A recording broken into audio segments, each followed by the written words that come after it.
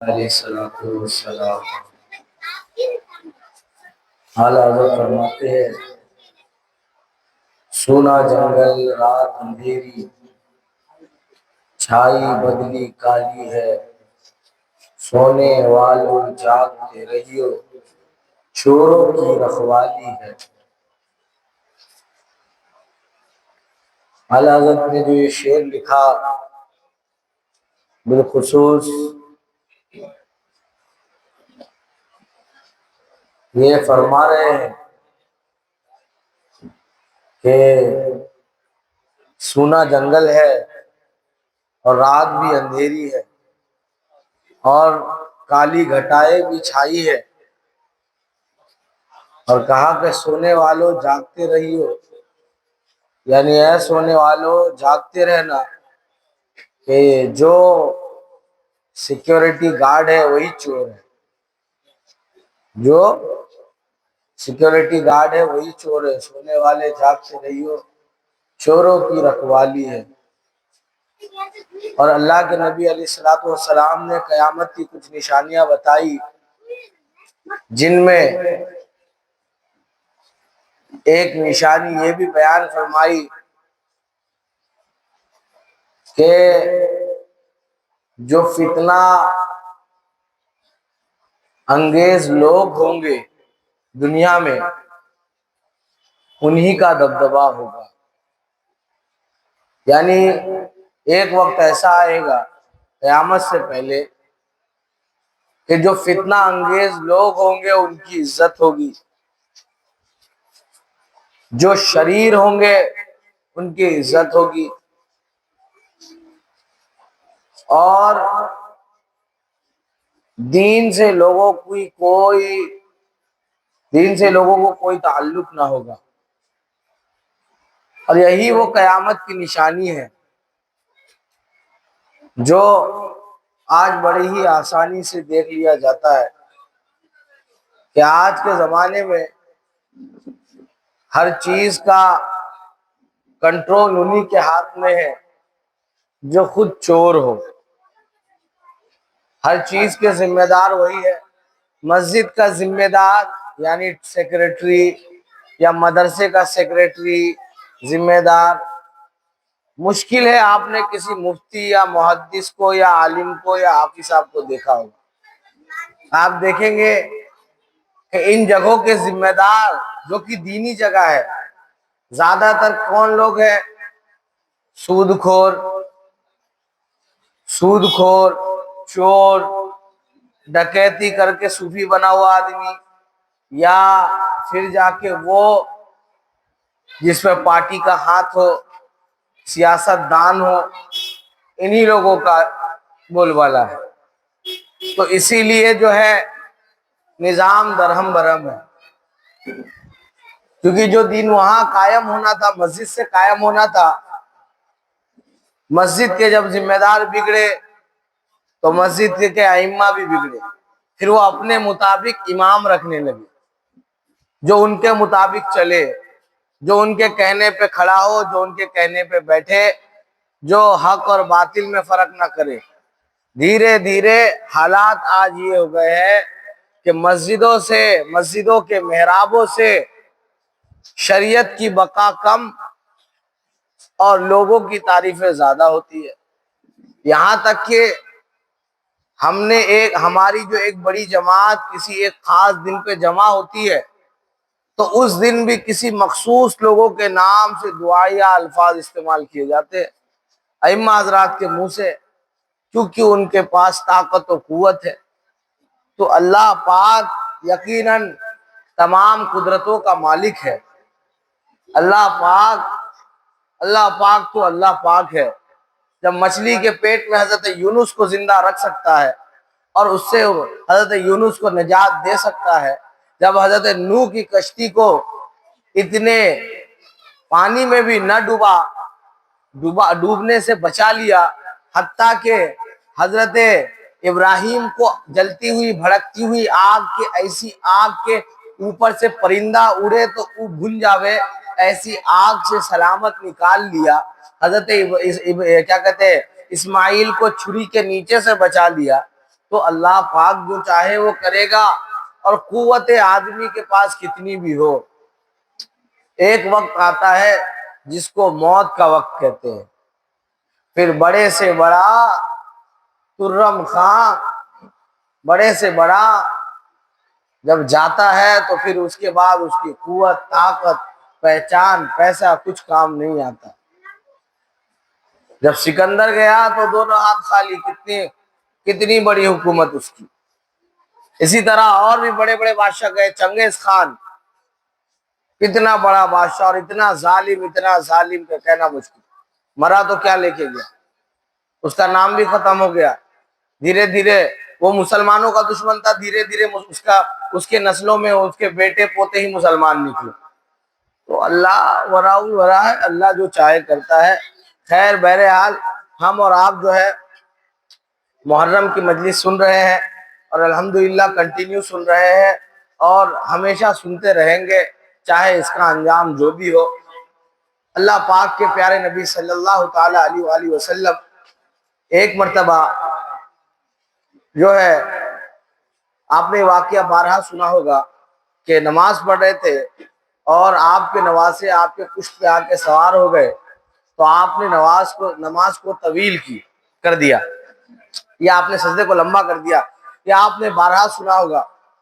اور یقیناً شہزادوں کا مقام اتنا بلند ہے، لیکن ایک مرتبہ جب حضرت ابو بکر صدیق رضی اللہ تعالیٰ خلیفہ تھے، تو آپ جو ہے منبر پہ کھڑے ہو کر خطبہ دے رہے تھے۔ خطبہ ہماری مسجدوں میں جمعہ کے دن جو امام صاحب دیتے ہیں خطبہ، تو حضرت ابو بکر صدیق رضی اللہ تعالیٰ خطبہ دے رہے تھے، تو مسجد کے دروازے پر حضرت امام حسن رضی اللہ تعالیٰ عنہ تشریف لے آئے۔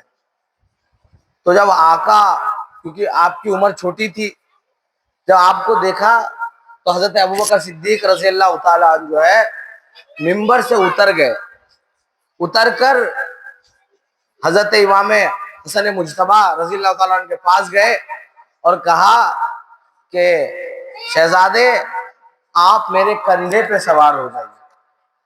یہ حضرت ابوبکر کی محبت، حضرت حسن مجتبی کو کندھے پہ بٹھایا، اور حضرت حسن مجتبی نے جو ہے آپ کے سر پہ یوں ہاتھ رکھا اور پیر لٹکا کر بیٹھ گئے، اور آپ کا پیر، کیونکہ چھوٹے چھوٹے پیر تھے، آپ کا پیر جو ہے حضرت ابو بکر رضی اللہ تعالی عنہ کے سینے میں لگ رہا تھا۔ اور حضور اکرم صلی اللہ علیہ وسلم نے فرمایا حضرت ابو بکر رضی اللہ تعالیٰ کو اپنے سینے سے لگا کے کہ نبوت اور رسالت کے علاوہ جتنا کچھ اللہ نے مجھے عطا کیا تھا سب میں نے ابو بکر کے سینے میں اتار دیا۔ اور اس سینے پر، ان کندھوں پر جو ہے حضرت امام حسن رضی اللہ تعالیٰ عنہ بیٹھے ہیں، اور آپ کو کندھے پر بٹھا کے آپ پھر منبر پہ گئے اور اپنے خطبہ دیا۔ تو میرے عزیز بھائیوں، ہم نے کل سماعت کیا کہ حضرت مسلم بن عقیل کی شہادت ہوئی۔ حضرت مسلم بن عقیل کی شہادت کے بعد حضرت جو حانی تھے جنہوں نے آپ کو پناہ دی تھی، ان کا بھی قتل کر دیا گیا۔ اور اس وقت تک کوفے کے اندر ابن زیاد نے وہ خوف برپا کر دیا تھا کہ کسی کے اندر ہمت نہ تھی کہ اس کے خلاف آ جائے۔ اور ادھر حضرت مسلم بن عقیل کے دو بیٹے جو آپ کے ساتھ مکہ سے کوفہ آئے تھے، وہ حضرت قاضی شرح کے گھر میں، حضرت قاضی شرح نے آپ دونوں کو چھپا کے رکھا تھا۔ تو ابن زیاد کو جب پتا چلا کہ مسلم بن عقیل کے دو بیٹے بھی آئے ہوئے تھے، تو ابن زیاد نے حکم نامہ جاری کیا کہ جاؤ ان دونوں بچوں کو پکڑ کے لا۔ سارے سپاہیوں نے کھوجا، بہت محنت کی، لیکن بچے نہیں ملے۔ پھر 2 دن بعد اس نے انعام لگا دیا کہ جو لائے گا اس کو میں بہت انعام دوں گا، بہت مال و ملکیت دوں گا۔ جب حضرت قاضی شرح جو تھے، جب انہوں نے یہ بات سنی تو کہا اپنے ان دونوں حضرت مسلم بن عقیل کے بیٹوں سے، ان کو پکڑا اور گلے سے لگایا اور رونے لگے، ان کے سر پہ ہاتھ پھیرنے لگے۔ جب ہاتھ پھیرنے لگے تو ان دونوں بچوں نے کہا اے قاضی صاحب، آپ میرے دادا مولا علی کے شاگرد ہیں، آپ ہمارے سر پر ہاتھ پھیر رہے ہیں، ہمارے آنسو پوچھ رہے ہیں، ہمارے خاندان میں تو ایسا عمل جو ہے یتیموں کے ساتھ کیا جاتا ہے، جن کے ماں باپ نہ ہو ان کے ساتھ کیا جاتا ہے. کہیں ایسا تو نہیں کہ ہمارے بابا حضرت مسلم بن عقیل کا قتل کر دیا گیا, ان کو شہید کر دیا گیا. قاضی شریح کہتے ہیں کہ ہاں ہاں بچوں, تمہارے والد کو شہید کر دیا گیا. اللہ اللہ, دونوں بچے رونے لگتے ہیں. حضرت قاضی شریح فرماتے ہیں کہ بیٹا اب تمہارا یہاں رہنا بہت ہی محال ہو چکا ہے, یہ ابن زیاد جو ہے تمہارے جان کا دشمن بن چکا ہے. اور میرے عزیز بھائیوں, کہا کہ رات کے وقت ایک قافلہ جو ہے مدینہ روانہ ہو رہا ہے, تو صبح کے وقت ایک قافلہ مدینہ روانہ ہوگا, تم لوگ اس کے ساتھ چلے جانا.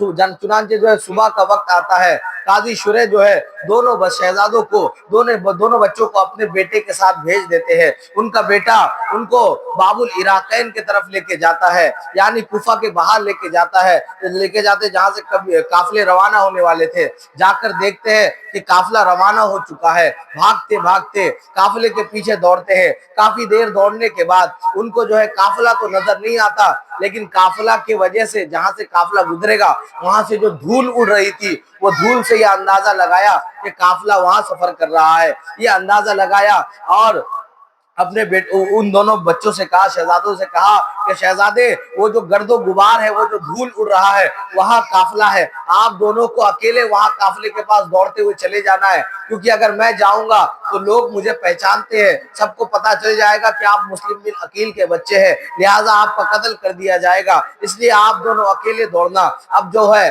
دونوں بچے دوڑ لگاتے ہیں اور انجان جگہ میں, ویرانے میں, کیونکہ ریگستان پڑا ہوا تھا اور صرف دھول کو دیکھتے ہوئے قافلے کے پیچھے دوڑے جا رہے. اچانک چھوٹے بھائی کے پیر میں ایک کانٹا چبھتا ہے, تو بڑا بھائی کہتا ہے بھائی رکنا نہیں, اگر رک گئے تو ہم قافلے تک نہیں پہنچیں گے. میرے عزیز بھائیوں, مصطفیٰ کے خاندان کا وہ پھول جس کو مصطفیٰ چوما کرتے تھے, حسنین کریمین کے اولادوں میں سے حضرت مسلم بن عقیل کے بچے کے پیر میں کانٹا چبھ گیا, لیکن وہ دوڑتے رہے. آخر بچہ تو بچہ ہے. میرے عزیز بھائیوں, دونوں شہزادے دوڑتے رہے. دوڑتے دوڑتے جب درد برداشت نہ ہوا تو ایک جگہ رک گئے. چھوٹا بھائی نے پیر آگے کیا, بڑے بھائی نے کانٹا نکالا. جیسے ہی کانٹا نکالا, دیکھتے کیا ہے کہ قافلہ نظروں سے اوجھل ہو گیا ہے, قافلہ کہیں غائب ہو گیا ہے. اب ویرانے میں کہاں جائے, کبھی دائیں جانب دوڑتے ہیں پھر لوٹ آتے ہیں, کبھی بائیں جانب دوڑتے ہیں پھر لوٹ آتے ہیں. چاروں طرف دوڑ بھاگ کرتے کرتے بچے بری طرح تھک جاتے ہیں, دونوں شہزادے تھک جاتے ہیں اور ایک جگہ بیٹھ جاتے ہیں. جیسے ہی بیٹھتے ہیں, ابن زیاد کا ایک لشکر جو ان کی تلاش میں تھا ان کے پاس آتا ہے اور پوچھتے ہیں کہ کون ہو تم لوگ, اس علاقے میں کیا کر رہے ہو؟ سچوں کی اولاد تو سچی ہوتی ہے اور آل رسول ہے. فرمایا کہ ہم تو مسلم بن عقیل کے بیٹے ہیں, ہم تو مسلم بن عقیل کے بچے ہیں. اتنا سنا کہ ابن زیاد کے سپاہیوں نے ان دونوں پھولوں کو پکڑا اور باندھ دیا اور کیا کہتے ہیں اونٹ پر سوار کر دیا اور لے کر چلے گئے. اور لے جانے کے بعد جو ہے حضرت مسلم بن عقیل کے بچوں کو ابن زیاد کے حوالے کیا. ابن زیاد نے جو ہے ان کو زندان میں ڈال دیا, یعنی کال کوٹری میں ڈال دیا. ان بچوں نے کبھی کال کوٹری نہ دیکھی تھی. شہزادے تھے اور آل رسول تھے, خاندان رسول کے خاندان والے, ان کو کال کوٹری کا کیا پتا, اور چھوٹے چھوٹے بچے ہیں. اب میرے عزیز بھائیوں, ادھر ابن زیاد نے جو ہے ایک خط لکھ کے یزید پلید کو بھیج دیا کہ ہم نے مسلم بن عقیل کے بچوں کو پکڑ لیا ہے, بتاؤ اس کا کیا کرنا ہے. یہ لکھ کر خط بھیج دیا. اور جس زندان میں, جس کال کوٹری میں, جیل میں ان دونوں شہزادوں کو رکھا گیا, اس کا جو دروگا تھا اس کا نام مشکور تھا. اور مشکور جو تھا وہ محب اہل بیت تھا, اہل بیت سے محبت کرنے والا تھا. مشکور نے کہا, دیکھا کہ آل رسول ہے, پوچھا بچوں تمہارے والد کا نام کیا ہے؟ دونوں بچوں نے کہا ہم مسلم بن عقیل کے بیٹے ہیں, ہم مسلم بن عقیل کے بچے ہیں. اور جو ہے دونوں بچے بہت گھبرا رہے تھے, کال کوٹری کے اندر رو رہے تھے. کہ حضرت کیا نام ہے مشکور سے یہ برداشت نہ ہوا. انہوں نے کیا کہا, ان کو ایک انگوٹھی دی, کہا یہ انگوٹھی لو اور جو ہے یہاں سے چلے جاؤ اور عراق, یہاں سے چلے جاؤ اور جا کے جو ہے میرے مصر چلے جانا اور میرے بھائی کو یہ انگوٹھی دینا. کوفہ سے باہر چلے جانا, وہاں میرا بھائی رہتا ہے, اس کو یہ انگوٹھی دکھانا, وہ تمہاری مدد کرے گا. یہ کہہ کر وہ انگوٹھی دے کر رات کے اندھیرے میں دونوں بچوں کو بھگا دیا. اب دونوں بچے جو ہے نکلے اور دوڑتے رہے، بھاگتے رہے کہ کہیں نہ کہیں جو ہے پناہ ملے گی، بھاگتے رہے کسی قافلے کی تلاش میں، لیکن کوئی قافلہ نہ ملا اور جنگلوں سے بھاگ رہے ہیں۔ رات کا وقت ہے، ذرا سا پتا ہلتا ہے تو دونوں گھبرا کر رونے لگتے ہیں، ذرا سی ہوا چلتی ہے تو دونوں بچے گھبرا جاتے ہیں۔ بھاگتے بھاگتے کافی تھک گئے، آخر کار صبح ہو گئی لیکن کوئی راستہ نہ ملا، کہاں جانا ہے سمجھ میں نہ آیا۔ آخر کار بیچارے ایک دریا کے کنارے ایک درخت تھا جس کے اندر کھوکھلا پن تھا، یعنی خالی تھا، تو وہ دونوں بچے چھپ کر ڈر کر اس کے اندر بیٹھ گئے اور بیٹھے بیٹھے نیند آ گئی۔ اتنے میں تھوڑی دیر بعد وہاں ایک عورت آتی ہے، ایک کنیز آتی ہے اور وہ پانی بھرتی ہے۔ جب پانی بھر رہی ہوتی ہے تو پانی میں اس درخت کی جو چھاؤں تھی اس میں دکھ رہا تھا کہ دو بچوں کی شکل دکھ رہی تھی۔ جب اس نے دیکھا کہ دو بچوں کی شکل ہے تو درخت کے پاس گئی اور درخت سے پاس کھڑے ہو کے آواز دیا کہ کون ہو، باہر آؤ۔ دونوں بچے ایک دوسرے کو پکڑ کے خوب رونے لگے اور نکلنے سے انکار کر دیا، کہا، اور دونوں بچے رونے لگے۔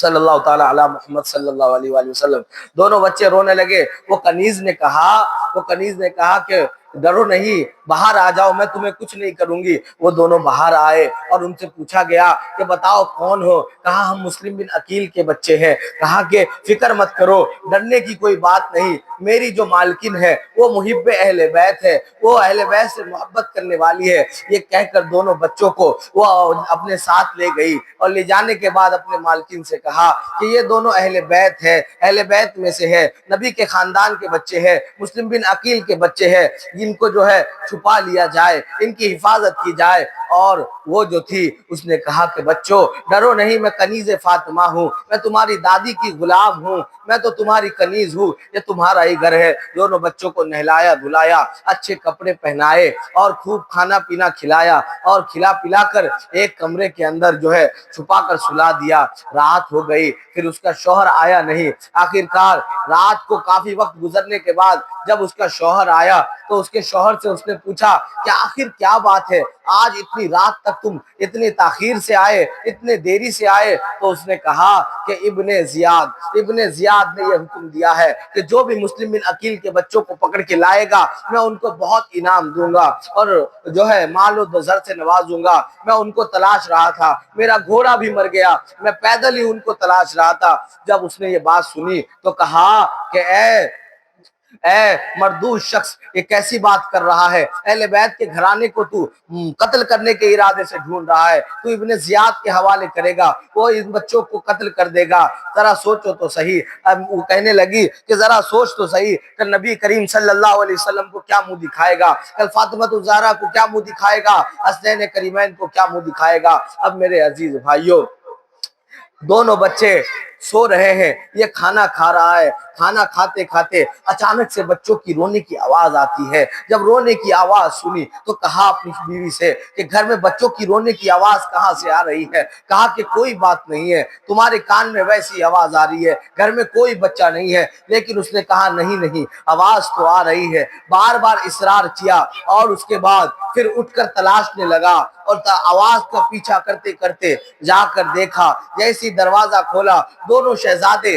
ایک دوسرے کو پکڑ کر لپٹ کر رو رہے تھے۔ کہتا بھائی کیوں رو رہے ہو؟ کہا میں نے خواب دیکھا۔ کہا میں نے بھی خواب دیکھا۔ کہا کیا خواب دیکھا؟ خواب دیکھا کہ ایک باغ ہے، باغ میں جو ہے حضرت مصطفیٰ صلی اللہ علیہ وسلم ٹہل رہے ہیں، ساتھ مولا علی بھی ہے، ساتھ جو ہے حضرت فاطمہ الزہرا بھی ہے اور حضرت جو ہے امام حسن بھی ہے اور بابا مسلم بن عقیل بھی ہے، اور پوچھ رہے ہیں، مولا علی پوچھ رہے ہیں اے عقیل میرے بچوں کو کہاں چھوڑ آئے، میرے بچوں کو کہاں تم چھوڑ آئے؟ حضرت مسلم بن عقیل کہہ رہے کہ یقیناً آپ کے پوتے بھی آ رہے ہوں گے، میرے بچے بھی آ ہی رہے ہوں گے۔ اتنی بات کہنی تھی کہ دونوں کی آنکھ کھل گئی اور دونوں نے ایک جیسا خواب دیکھا اور دونوں رونے لگے۔ دونوں بچے جب بلکنے لگے تو اس نے پوچھا جھنکار کر کہ کون ہو تم اور میرے گھر میں کیا کر رہے ہو؟ کہا کہ ہم مسلم بن عقیل کے بچے ہیں۔ ان بچوں نے سوچا کہ یہ تو محب اہل بیت کا گھر ہے، بھلا اس گھر میں ہمیں کیا خطرہ ہوگا، یہ گھر تو ہمارے ماننے والوں کا گھر ہے۔ لیکن ان کو کیا پتا تھا کہ ظالم کی پہنچ یہاں تک ہو چکی ہے۔ اس نے جب سنا کہ یہ مسلم بن عقیل کے بیٹے ہیں، مسلم بن عقیل کے اس کا نام حارث تھا، حارث نے جب سنا کہ یہ مسلم بن عقیل کے بیٹے ہیں تو کہا کہ تمہاری تلاش میں میں کتنے وقت سے گھوم رہا ہوں، میری حالت تو کیا ہو گئی اور تم اطمینان سے میرے گھر میں ہی سو رہے ہو۔ ان دونوں بچوں کو نکالا اور پکڑ کر باندھ کر جو ہے اسی دریا کے کنارے لے گیا، اور پیچھے پیچھے وہ کنیز بھی آئی اور اس کی بیوی بھی آئی اور روکنے لگے، کہا کہ مجھے پریشان نہ کرو، میں ان کا قتل کروں گا اور ابن زیاد سے انعام لوں گا۔ جب وہ کنیز بچانے کے لیے آئی تو کنیز کا قتل کر دیا، بیوی بچانے آئی، بیوی کے سر پہ ظالم نے ایک ایسا تلوار مارا کہ وہ بے ہوش ہو گئی، لیکن ظالم نے جو ہے نہ چھوڑا۔ جب حضرت مسلم بن عقیل کے بچوں کو دیکھا، کہا کہ اب میں تمہیں قتل کر دوں گا، تو بچے کہنے لگے کہ مجھے مارو، میرے بھائی کو چھوڑ دو۔ چھوٹا کہہ رہا ہے کہ میرے بھائی کو چھوڑ دو، مجھے مارو۔ جب بچوں کے اندر یہ جذبہ دیکھا، کیونکہ حسین کے خاندان والے ہیں، مولا علی کا خون ان کے رگوں میں دوڑ رہا ہے، ان کی ہمت کا تو جواب نہیں۔ میرے عزیز بھائیوں، جب یہ باتیں سنی تو اس کو اور غصہ آیا، ظالم نے جو ہے تلوار کا ایسا وار کیا کہ دونوں شہزادوں کے سر کو دھڑ سے الگ کر دیا۔ انا للہ و انا الیہ راجعون، دونوں شہزادوں کا قتل کر دیا اور دونوں کے سروں کو لے کر ابن زیاد کے پاس پہنچا۔ کہا اے ابن زیاد، میں تیرے لیے تحفہ لایا ہوں۔ کہا کیا لایا ہے؟ کہنے لگا کہ دیکھ میں مسلم بن عقیل کے بچوں کا سر لایا ہوں۔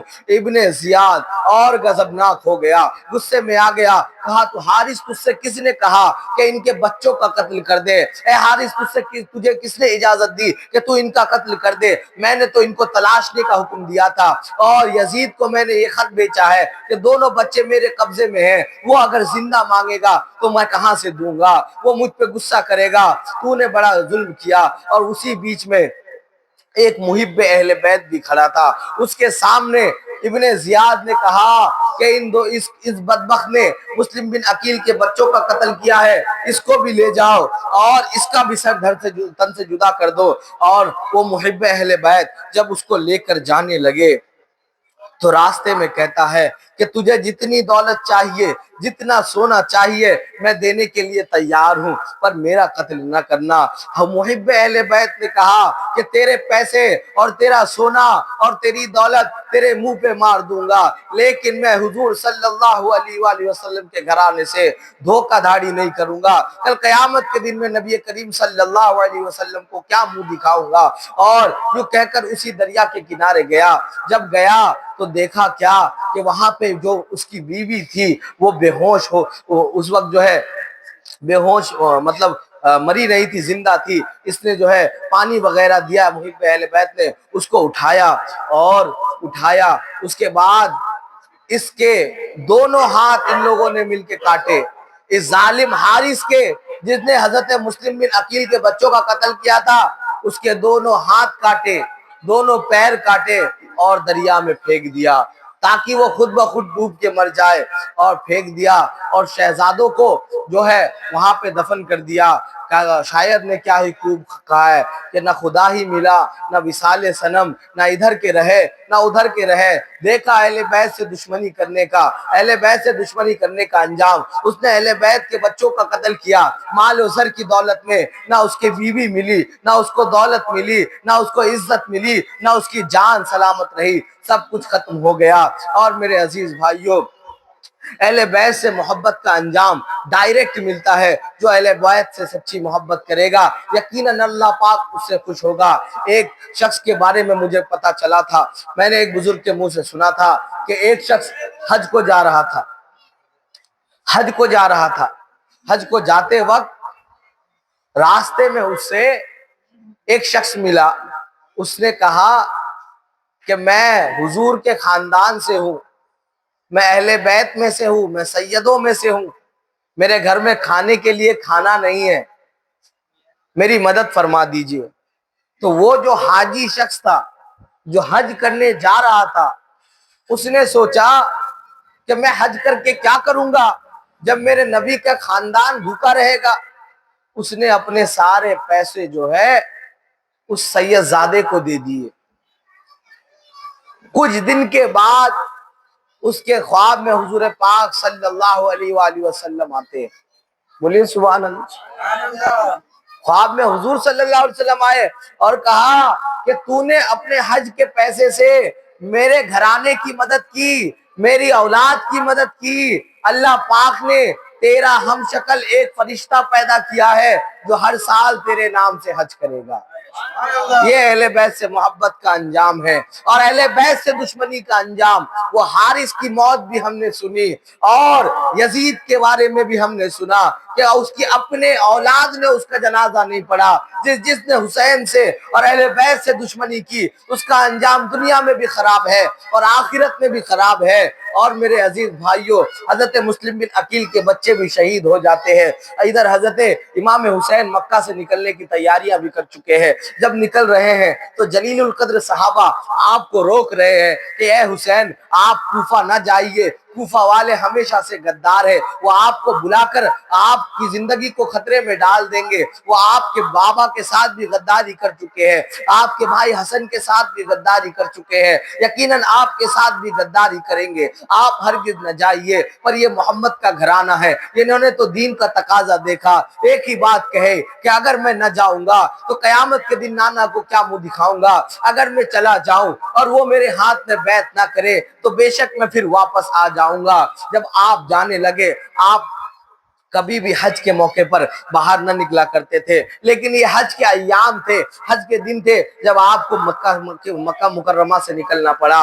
اور سوچئے ذرا دل پہ کیا بیتی ہوگی کہ مکہ مکرمہ حج جیسے موقع پر آپ کو چھوڑنا پڑا، اور آپ جو ہے باہر نکلے تو ایک صحابہ نے ایک لشکر بھیجا جو آپ کو کسی طرح روکے، زور و جبر کر کے روکے تاکہ آپ پر کوئی مشکل نہ آئے، لیکن امام حسین نہ رکے۔ امام حسین نے ارادہ کر لیا تھا کہ میں کوفہ جاؤں گا۔ اب میرے عزیز بھائیوں، یہ تو اللہ پاک کی مصلیحت تھی، یہ تو اللہ پاک کا حکم تھا، اور نانا کا وعدہ نبھانا تھا۔ یہ بات تو امام حسین کو بھی پتا تھی کہ آخر ان کا قتل کہاں ہونا ہے، ان کو شہید کہاں ہونا ہے۔ میرے عزیز بھائیوں، آپ نکلتے ہیں اور قافلے کے ساتھ جب آپ روانہ ہو جاتے ہیں، ایک مقام پر جب آپ ٹھہرتے ہیں تو آپ نے ایک قاصد بھیجا جس کا نام قیس تھا۔ قیس کو بھیجا خط لے کر، اور خط کا مضمون یہ تھا سلام و کلام کے بعد کہ اے لوگو، کوفہ والو، ہم نے تمہاری باتیں مسلم بن عقیل کے ذریعے خطوط میں سنی کہ تمہارے حالات بہت اچھے ہیں، تم لوگ ہمارے منتظر ہو، لہٰذا میں مکے سے نکل چکا ہوں، کچھ ہی دنوں میں تمہارے پاس پہنچ جاؤں گا، تم لوگ میرا انتظام کر لینا۔ لیکن یہ خط لے کر جب قیس جا رہا تھا تو ابن زیاد نے پہلے ہی سے لشکر تعینات رکھا تھا اس کے راستے میں۔ میرے عزیز بھائیوں، وہ جو راستہ تھا مکہ سے آنے کا، اس راستے میں لشکر پہلے سے ہی تیار تھا۔ جب حارث جو ہے، قیس جو ہے لے کے چلا، خط لے کے چلا، تو اس کو ان ظالموں نے پکڑ لیا اور اس سے وہ خط چھین لیا اور اس کو گورنر ہاؤس بھیج دیا۔ پھر ان پر جو ظلم ہوئے اور ظلم کیے گئے، اور اس کے بعد ان کے قتل کے لیے ان کو مینار پر چڑھایا گیا، اور جب مینار پہ چڑھایا گیا تو ان سے کہا گیا کہ کہو محمد اور آل محمد کو، علی اور اولاد علی کو گالیاں دو، اگر تم نے یہ کام کر لیا تو تمہاری جان بخش دی جائے گی۔ یہ بیچارہ مجبور ہو گیا، لیکن جب یہ کھڑا ہوا عوام کے سامنے تو اس نے کہا السلام علیک یا رسول اللہ، اللہم صلی علی محمد وعلی آل محمد کما صلیت علی ابراہیم وعلی آل ابراہیم انک حمید مجید۔ درود پاک پڑھنے کے بعد اس نے کہا اے لوگو، اس روح زمین پر اس وقت جو ہے امام حسین کے جیسا فضیلت والا شخص کوئی نہیں ہے۔ اس وقت روح زمین پر تنہا حسین ہی ہے جو نانا کی جو ہے جان ہے، تنہا حسین ہی ہے جو نانا سے ملتے جلتے ہیں، جو نانا سے جڑے ہوئے ہیں۔ حضور صلی اللہ علیہ وآلہ وسلم کی آخری نشانی جو ہے امام حسین ہی ہے۔ اگر امام حسین کا ساتھ نہ دو گے، تم نے مسلم بن عقیل کے ساتھ کیا کیا ہمیں نہیں پتا، ان کے بچوں کے ساتھ کیا کیا ہمیں نہیں پتا، لیکن امام حسین تشریف لا رہے ہیں، امام علی مقام تشریف لائیں گے، ان کے ساتھ دغا نہ کرنا۔ اے لوگو، میں حسین ابن علی کا بھیجا ہوا قاصد ہوں، میرے ساتھ برا سلوک نہ کرو۔ اے اے کوفہ والو باہر آؤ، میری حفاظت کو آؤ، لیکن ایک شخص بھی کوفہ سے باہر نہ نکلا۔ ان کوفہ والوں کی غداری قیامت تک لوگ یاد رکھیں گے، اور دنیا یاد رکھے گی کہ یہ کوفہ والے کتنے بڑے غدار تھے اور کتنے بڑے نہنجار تھے۔ اور یاد رکھو عزیز مسلمانوں، کوفہ میں کون رہتا تھا؟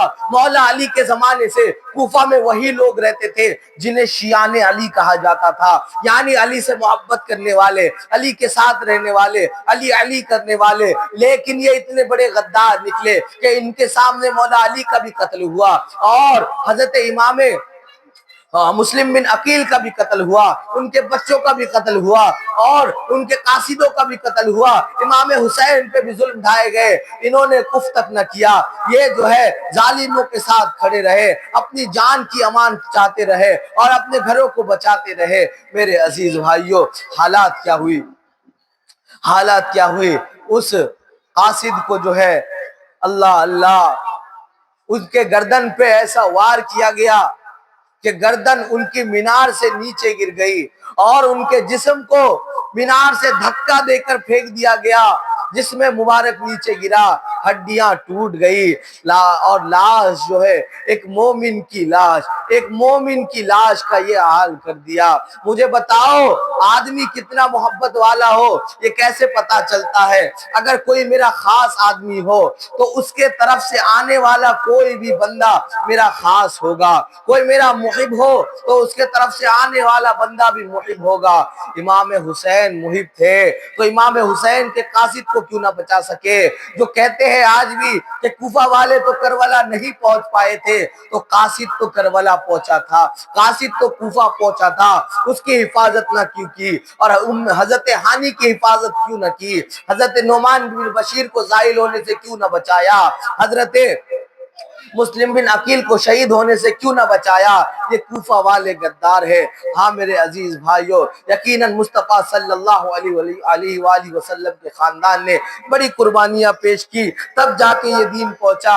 اور اگر ہم آج یہ کہہ لیتے ہیں کہ کوفہ والے غدار تھے، کوفہ والے غدار تھے، تو یاد رکھو یقیناً وہ غدار ہے، اور آج بھی غدار ہم بھی ہے۔ اس لیے چونکہ اس وقت امام حسین پر بات تھی، وہ خاموش رہے۔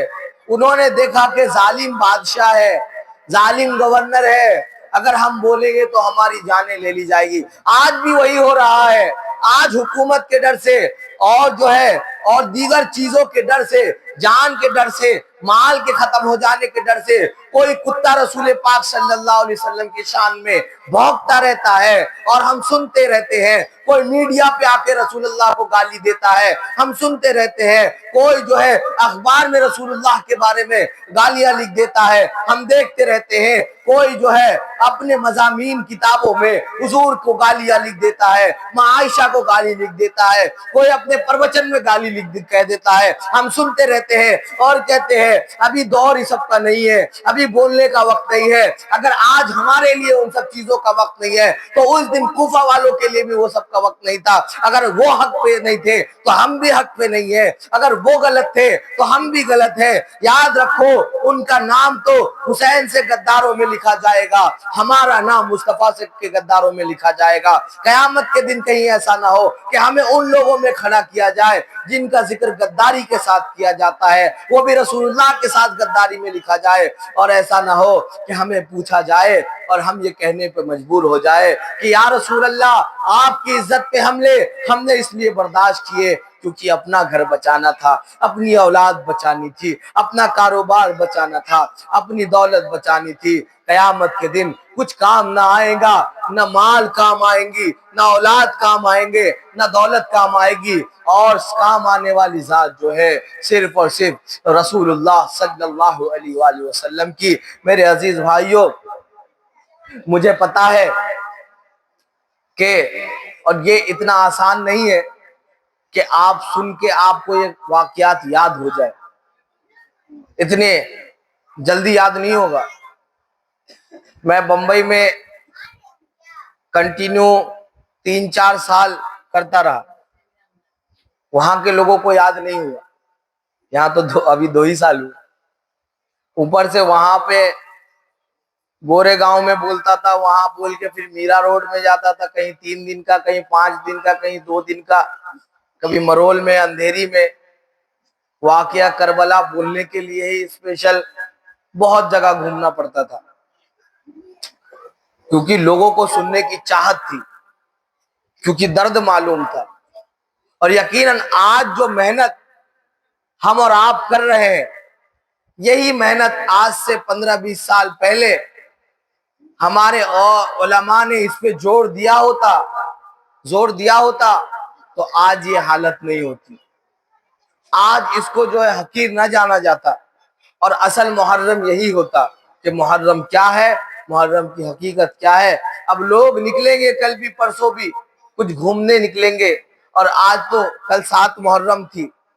7 محرم میں ایک بات مشہور ہے کہ 7 محرم کو کربلا میں حضرت قاسم کی شادی ہوئی، یہ بات بہت مشہور ہے۔ اور اس 7 محرم کو لوگ ہاتھوں میں مہندی لگاتے ہیں، یہ کہہ کر کہ آج مہندی ہے قاسم تمہاری۔ اور یو پی میں، اور جو بہار چلے جائیے گا ادھر آگے کی طرف، جو یو پی سے سٹا ہوا علاقہ ہے بہار کا، اس طرف یہ چیز بہت زیادہ منائی جاتی ہے۔ ہمارے یہاں تو تب بھی بہت کم ہے، بہت کم ہی مسئلے سننے کو ملتے ہیں، جبکہ اس کی کوئی حقیقت نہیں ہے کہ کربلا میں امام قاسم کی شادی ہوئی۔ وہاں شادی کا ماحول تھا، وہاں تو دین کو بچانے کے لیے جانوں کی قربانی دینے کا ماحول تھا، وہاں تو خاندان کو لٹا دیا گیا، قبیلہ کنبہ سب کچھ شہید کروا دیا گیا دین کو بچانے کے لیے۔ وہاں شادی ہو رہی تھی، وہاں مہندیاں لگائی جا رہی تھی؟ ہرگز نہیں۔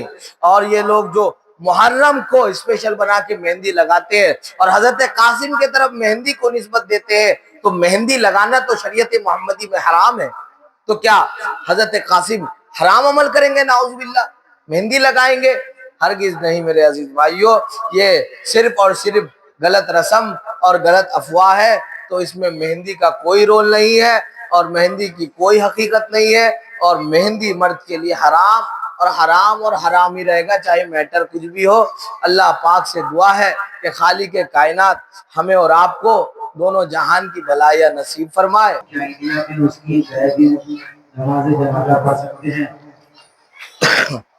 کسی کا انتقال مدینے میں ہو گیا ہو اور اس کو دفن وہیں کیا گیا ہو، تو اس کی نماز جنازہ یعنی غائبانہ نماز جنازہ، یعنی بنا ڈیڈ باڈی کے نماز جنازہ پڑھ سکتے کہ نہیں؟ دیکھیے، بنا ڈیڈ باڈی کے نماز جنازہ نہیں پڑھی جا سکتی، اور یہ نہیں پڑھی جائے گی، یہ درست نہیں۔ واللہ عالم و رسول اللہ۔ دوسرا سوال، مقتدی امام کے آگے ہو تو کیا حکم ہے امام اور مقتدی کا؟ مقتدی آگے ہو امام سے تو یہ تو بالکل بھی درست نہیں ہے، کیونکہ امام کا آگے ہونا لازمی ہے۔ حتیٰ کہ مسجدوں میں بہت جگہ ایسا ہوتا ہے کہ مسجد کے دائیں بائیں جگہ خالی ہوتی ہے، مطلب مسجد ہے اور آس پاس آنگن ہے بڑے بڑے، جیسے ہم لوگ کی بڑی مسجد ہے، اس طرف بھی جگہ خالی ہے، اس طرف بھی جگہ خالی ہے۔ تو بہت جگہ، بڑی مسجد میں تو نہیں ہے، لیکن بہت جگہ ایسا ہوتا ہے کہ لوگ جو ہے، جو امام کی نماز پڑھانے کی جگہ ہے اس سے بھی آگے چٹائی بچھا کر نماز پڑھنے لگتے ہیں، تو یہ بھی جو ہے اس سے بھی نماز نہیں ہوگی، اس سے بھی نماز نہیں ہوگی، کیونکہ امام کا آگے ہونا لازم ہے۔ واللہ عالم و رسول عز و جل۔ تیسرا سوال یہ ہے، محرم میں کون کون سا رنگ نہیں پہننا چاہیے، اس کی کیا حقیقت وضاحت کریں؟ محرم میں کون کون سا رنگ نہیں پہننا چاہیے؟ محرم میں جو ہے 3 رنگوں کی ممانعت ہے۔ دیکھیں، ایسے تو رنگ سارے اللہ کے بنائے ہوئے پہن سکتے ہیں، لیکن محرم میں علماء کرام منع فرماتے، اس لیے کہ اللہ کے نبی نے فرمایا جو جس قوم کی مشابہت کرے گا قیامت کے دن اسی صف میں کھڑا ہوگا۔ اب جیسے عاشورے کا روزہ بڑی فضیلت والا ہے، لیکن یہودی بھی رکھا کرتے تھے، اس کے لیے نبی کریم صلی اللہ علیہ وسلم نے فرمایا کہ تم 2 رکھو تاکہ ان سے مشابہت نہ ہو، مطلب ان سے سملر نہ ہو، ان سے ملتا جلتا نہ ہو۔ تو لال رنگ، کالا رنگ اور ہرا رنگ یہ محرم میں پہننے کو منع فرمایا۔ کیوں؟ کیونکہ کالا جو ہے یہ اہل تشیع کی نقل ہے، جو اہل تشیع ہوتے ہیں وہ پہنتے ہیں اور یہ غم کی نشانی ہے ان کے یہاں. اور ہمارے نزدیک امام حسین زندہ ہے. ہم امام حسین کو مردہ نہیں مانتے. مانتے کیا؟ نہیں مانتے. تو ہم ان کی یاد مناتے، ان کا غم نہیں مناتے، ہم ان کی یاد مناتے. تو اس لیے کالا رنگ اور لال رنگ جو ہے خارجیوں کی نشانی ہے. جو خارجی ہوتے ہیں وہ لال رنگ خوشی میں پہنتے ہیں کہ اولاد علی کا قتل ہوا. تو ہم اس سے بھی بچنا بہت ضروری سمجھتے ہیں. اور ہرا رنگ جو ہے تعزیہ داروں کا، مجاوروں کا ہے. جیسے اجمیر وغیرہ میں کچھ چادر چور مجاور رہتے ہیں جو اس رنگ کو مخصوص کرتے ہیں محرم کے وقت پہننے کے لیے، تاکہ پہن کے وہ جو ہے تعزیہ داری کر سکے. اسی لیے ان کی مشابہت سے بچنے کے لیے بھی ہرا رنگ پہننے سے بھی گریز کرے. بھائی سفید رنگ پہنیے سب سے اچھا. سفید رنگ کے لیے نبی صلی اللہ علیہ وسلم نے فرمایا کہ سفید رنگ جو ہے بدن کو دعا دیتا ہے. تو سفید رنگ پہنیے. حضور کو سفید کلر بہت پسند تھا. اور دیگر رنگ پہنیے. خالی یہ 10 دن جو ہے اس کو پہننے سے پرہیز کرے. اللہ پاک ہمیں اور آپ کو دونوں جہان کی بھلائیاں نصیب فرمائے. وما علینا الا البلاغ المبین. السلام علیکم. کھڑے ہو کے صلاۃ